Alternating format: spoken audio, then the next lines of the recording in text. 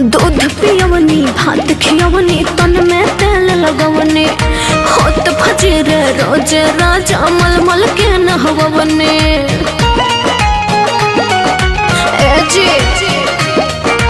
दूध पियवनी भात खियवनी तन में तेल लगवनी होत फजीर रोज राजा मलमल के नहवनी। देखभाल के बचपन से हमका दिहनी से देखभाल के बचपन से हमका दिहनी से हतना दिन के पोसल सुगानवा तोहरे हाके लागल जान। हतना दिन के पोसल सुगानवा तोहरे हाके लागल जान।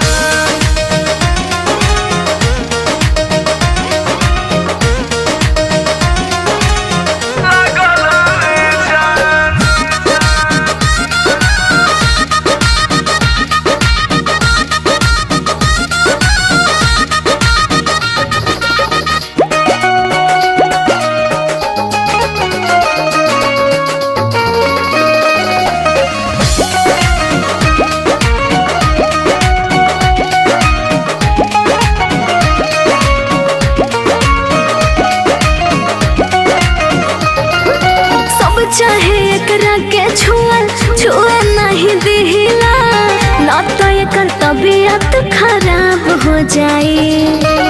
खोजले संगतिया अपना साथ जिए के सटी जब गड़बड़ मिजाज हो जाए।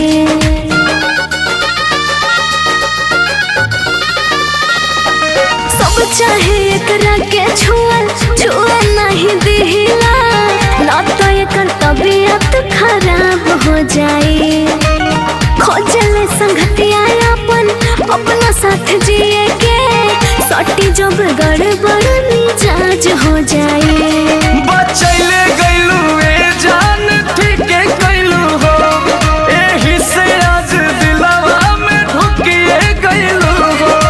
खेले लायक चीज भइल बा नइखे अब नादान। खेले लायक चीज भइल बा नइखे अब नादान। हतना दिन के पोसल सुगानवा तोहरे हाके लागल जान। हतना दिन के पोसल सुगानवा तोहरे हाके लागल जान।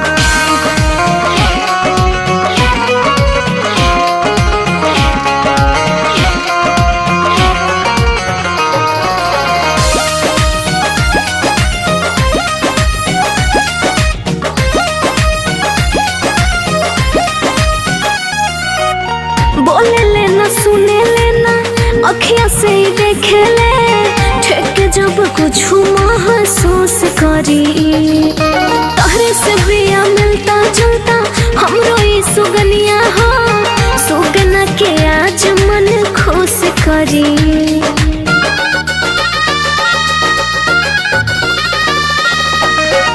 बोले लेना सुने लेना अखियां से ही देखे ले ठेके जब कुछ महसूस करी। तहरे से बिया मिलता जुलता हमरो ई सुगनिया हो सुगना के आज मन खुश करी। पिंजरवा आज सब दिन के टूट गइल बा ओरे दोनों रे सुगनवा के छूट भइल बा। अंकुश राजा पवन बंजो प्यार के मरले बान। अंकुश राजा पवन बंजो प्यार के मरले बान। हतना दिन के पोसल सुगनवा तोहरे हाके